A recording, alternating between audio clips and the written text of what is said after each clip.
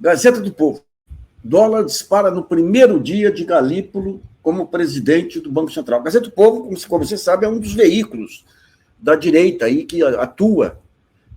É um Estadão um pouquinho com menos discernimento, digamos ainda, né? E aqui vocês têm uma outra. Então você vê aqui, o dólar dispara no primeiro dia de Galípolo. Agora vamos pegar a segunda apresentação. Então, isso aqui é o dólar durante o dia. Durante o dia. Ele estava aqui, termina aqui. Ou seja, termina em queda. No entanto, quando você pega os jornais, as quedas que ocorrem, as notícias positivas são escondidas ou ocorre que nem a Gazeta do Povo. Aí, dólar dispara no primeiro dia de Galípolo como presidente. Então, esse mau jornalismo aqui tem sido uma característica terrível em todo esse processo. Hoje eu fiz um artigo falando sobre as estratégias. Dezembro foi um mês do cão, foi um mês fundamental por vários motivos. Tá? Um deles foi a decisão do ministro Flávio Dino de acabar com a farra,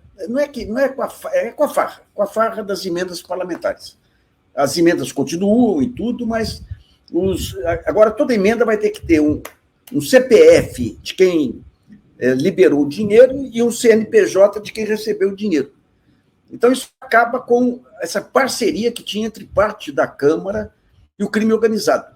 Já está bem levantado aí em investigações da Polícia Federal. E o segundo ponto foi a loucura que foi o mês de dezembro, aí, com o câmbio para todo lado, aí, o cartel do câmbio aí jogando para todo lado, se baseando também em alguns outros fatores que ajudam a impulsionar o dólar. Né?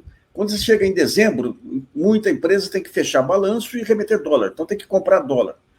E você tem esse movimento nos Estados Unidos, do Trump, aí, que cria uma instabilidade para o dólar no mundo inteiro. Então, houve uma valorização do dólar em vários países do mundo, mas o que houve no Brasil foi aproveitar esses movimentos para ver o chamado overshooting. Ou seja, você jogou ali uma dose de especulação que não tem lógica. Não tem lógica. Você pega os analistas internacionais, inclusive de bancos internacionais, não tem lógica esse movimento do dólar no Brasil. Daí atribuíram a questão do Haddad ter anunciado isenção para pessoa física. Tudo é conversa, pessoal. Você tem, efetivamente, esse cartel com dois movimentos. Né? Um movimento para lucro, ou seja, você chuta o dólar, compra o dólar baixo, chuta lá para cima e vende. E outro movimento político, como mostra aqui a Gazeta do Povo, aí, com essa manchete. Né? Com essa manchete. Então, a estratégia, você tem uma dupla estratégia aí. Você tem que ter uma saída dessa forca aí produzida pelo mercado. E o governo hoje não tem essa saída.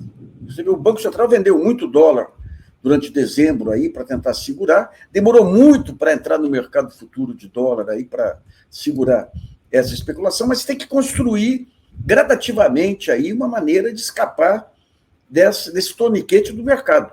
Agora, para que isso ocorra, veja bem, você tem uma agenda negativa dos jornais, em tudo similar, em algumas coisas, pior ainda, do que ocorreu no pré-impeachment.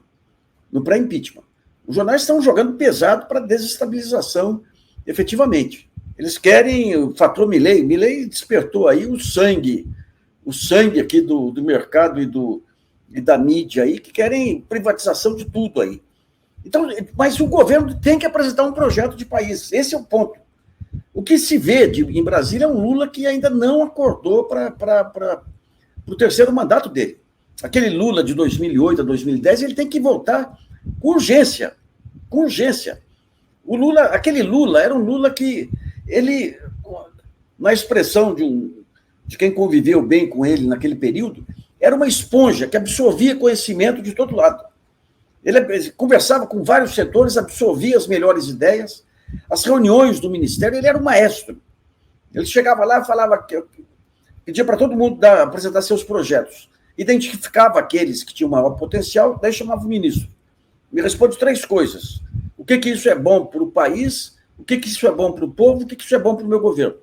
Convencido disso, ele fazia o questionamento aí do ministro, convencido da relevância do projeto, ele trazia na reunião seguinte de ministros, ele trazia o projeto que virava um projeto de governo.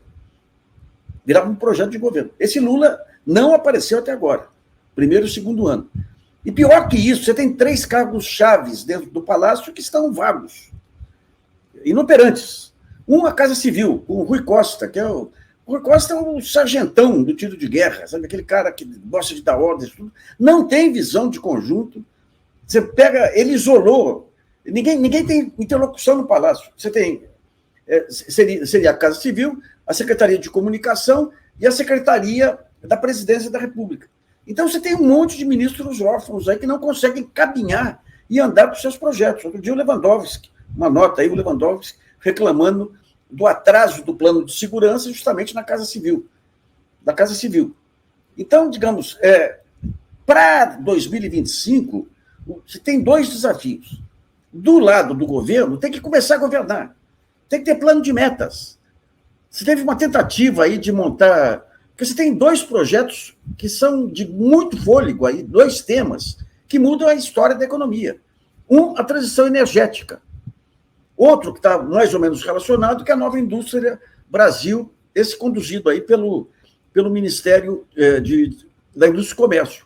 Foi feita uma proposta de juntar Fazenda, Minas e Energia, Indústria e Comércio, para discutir esse negócio da transição energética. A Fazenda que tem as ferramentas aí de isenções, de financiamento, de direcionamento do crédito, tudo. O Indústria e Comércio, que tem o pulso aí da indústria, os diagnósticos sobre o setor produtivo, e Minas e Energia, que foi brecado por Rui Costa e pelo ministro de Minas e Energia. O ministro de Minas e Energia, cá para nós, gente. Se tiver uma segunda Lava Jato, começa com ele. Então, de um lado, o Lula tem que começar a definir esse plano de metas.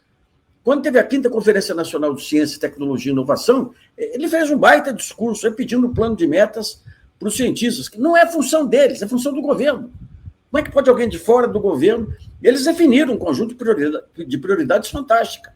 Mas quem tem que definir o plano de metas são os ministros coordenados pela Casa Civil e pelo presidente da República. Isso não está ocorrendo. Então, de um lado, você tem que ter esse movimento para passar a sensação para a opinião pública de um governo que está andando. Isso é fundamental para contrabalançar todo esse carnaval que a mídia está fazendo em torno da gastança, do descalabro fiscal. Mentira! Mentira!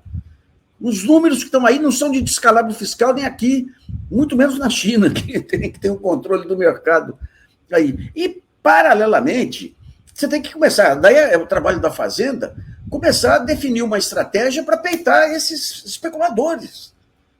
Tem que definir uma estratégia. De alguma maneira, você tem que combater o cartel do câmbio, que é uma coisa, e tirar esse poder absurdo do Banco Central e do mercado de definir 2 preços centrais da economia, que são o quê? Juros e câmbio.